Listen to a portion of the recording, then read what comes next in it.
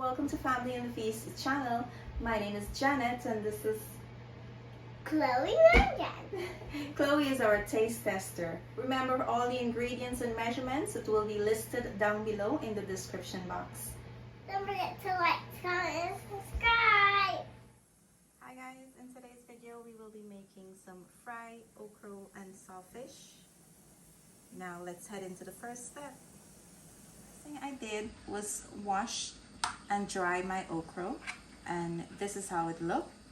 For some of you who may not know what okra is, and all I did, I cut the top off like this and I just slice them into small pieces. So I like to chop mine from the day before and air dry them in this baking pan I have here.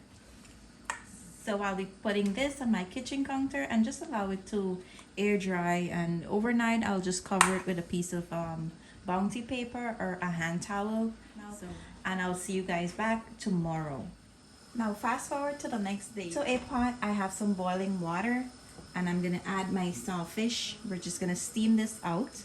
We want to take out as much salt as we can from the fish. Now you just want to allow that to come up to a boil before we proceed to the next step.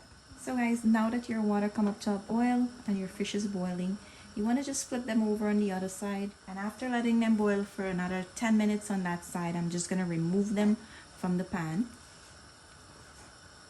And now we'll get rid of this water and prepare the pan to start the cooking process.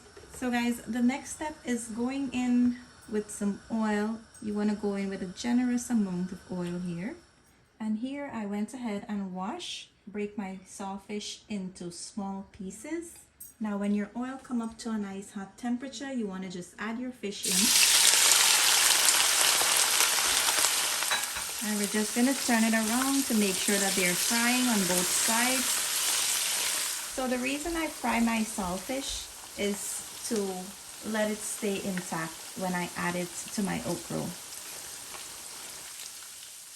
So I'm just going to let this brown up a little bit and then I'll take it out.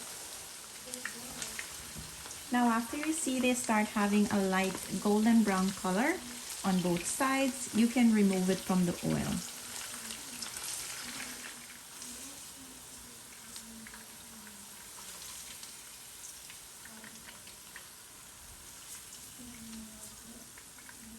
So now that you have your fish here, you want to place this on the side and we'll continue with the next step.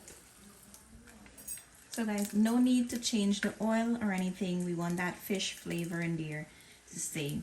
Now to that oil, we'll go in with some freshly chopped onions.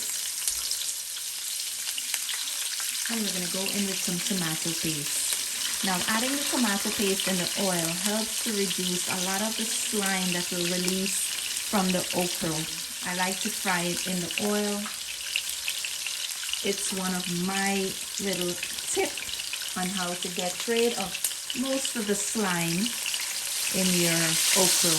So you want to fry this and allow the onion to infuse in the oil a bit before adding anything else.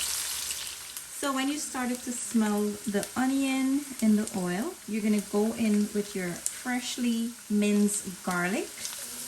And I just mince it in my mortar and pestle here. You want to stir that and allow it to combine. And to that I will go in here with some bandania. Now I also have some pimento pepper, red chili, and scallions freshly chopped. We'll place this on the side. We're not ready for it as yet. And now we'll go in with our okra. And you want to mix and make sure that they are all combined. So right after you mix your okra and everything is combined, you will go in with your sawfish again. You just want to spread this out here. And I'm going to go in with some baby tomatoes. And I'm going to go in with my chopped seasoning here. Now we're just going to spread this out on the top here.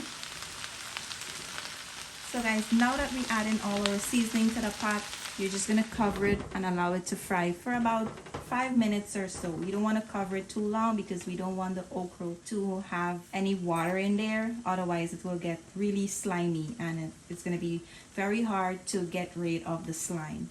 So guys, after about 5 minutes, I'm going to remove my cover, and you want to turn this up to make sure that all the ingredients are combined and everything is cooking evenly.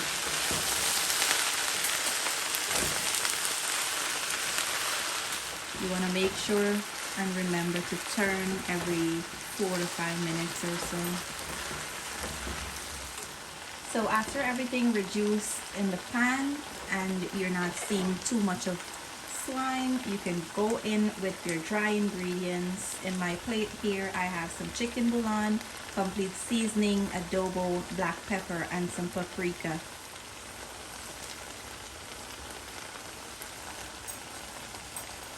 You want to mix and make sure that everything is combined here. So the reason I didn't add the salt from the beginning, it's only because the salt will make the okra release that water, and the water will become slime, so you don't want the okra to be slimy. So I like to do that when I don't see that much slime in the pot. So guys, to know when your okra is done, you just have to press on one of them, and once they're nice and tender, you can just take it off, and that's it. You can taste to make sure that there is enough salt. If not, and you would like to add some more, you can use the adobo for a salt substitute, or you can go in with some garlic salt. For me, this is just good enough. I'm going to take my okra off the stove now and allow this to cool down, and it will be ready to serve.